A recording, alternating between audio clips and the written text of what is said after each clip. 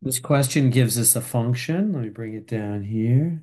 G of theta, which is 2 theta minus 9 sine theta. And they're asking us to find the minimum and the maximum value. So how do we do that? We take the derivative.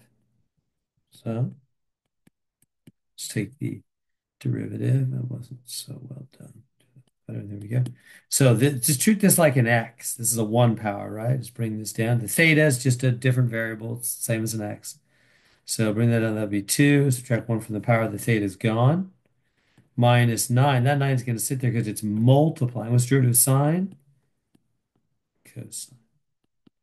So there's the derivative. What do we do with the derivative? We set it equal to 0. So that's step 1 for finding an absolute or global or overall max or min. That's what they're asking us to find, the minimum and the maximum. Step 1 in that process, find absolute max or min, is to take f prime of x, set it equal to 0, and solve for x. Okay. So I'm going to take this 2 and bounce it to the other side. So I get minus 9 cosine theta is minus 2 divided by minus 9. Boom. Cosine theta is positive 2/9, right? Okay, now how am I going to find the answer here for theta? What do you do? Well, what you do is you got to get rid of that cosine. Can I divide by the cosine on both sides? No, no, no. You can't divide because this doesn't mean multiply. This doesn't mean cosine times. You might Parentheses do not always mean multiply. When they're after a function like f of x, you know those parentheses don't mean multiply. That means the plug-in, huh? Same thing for sine and cosine. Sine, cosine, tangent are functions like f and g. The parentheses afterwards don't mean multiply, they mean plug in. So anyway, it's not multiply. We can't get rid of the cosine by divide. What do? We do inverse cosine. Whatever you do to one side, you have no choice but do the same thing to the other. Those cancel. So theta equals whatever the inverse cosine of 2/9 is. Let's go to the Desmos calculator. Inverse cosine of 2/9. So inverse under functions here, you go inverse cosine and 2/9. But I'm in the wrong mode. I got to be in radians. See how degree, radian. Make sure you're in radian mode. 1.3467. 1.3467. 1.3467 radians.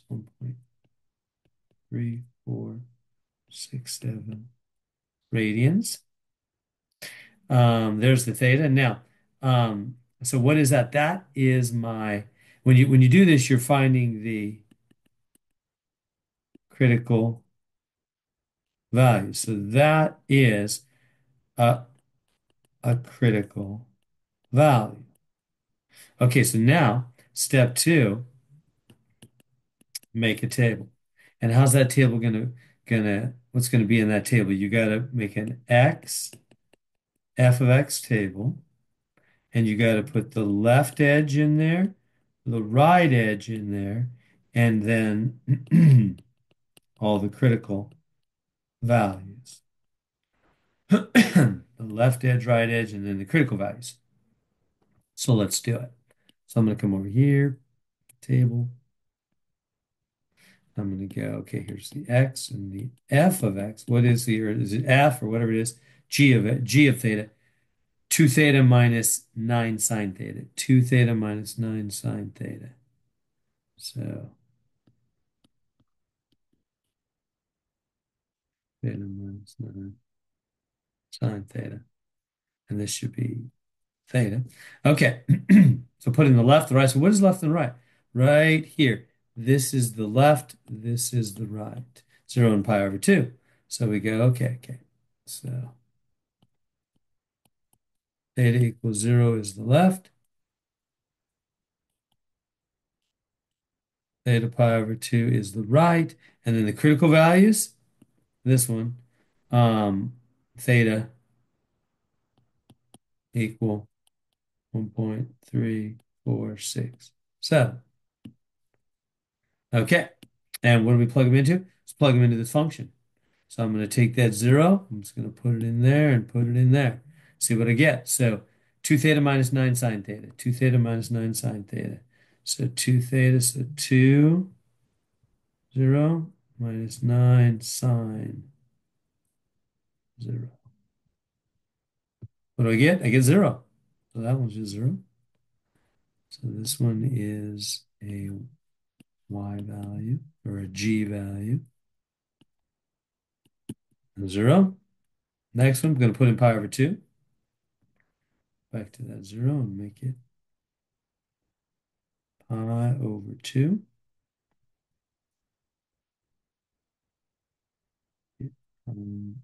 2.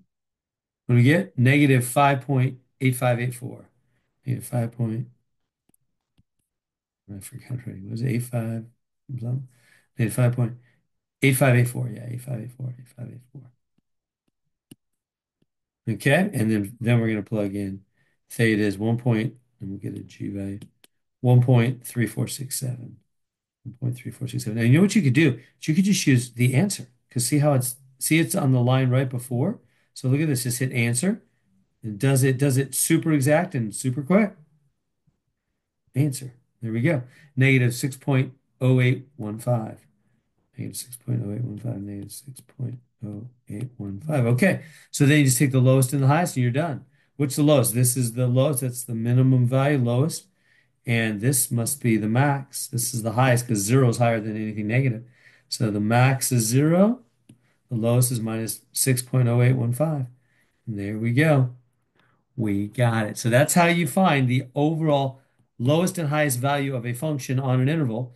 You take the derivative, set it equal to 0, you solve, you get the critical values. We only got one critical value. Then you make a table, you just plug in the left endpoint, the right endpoint, and the critical values into the original function. Take the lowest and the highest because you checked the middle with the critical values, you checked the left and the right endpoints, you checked everything. And there we go.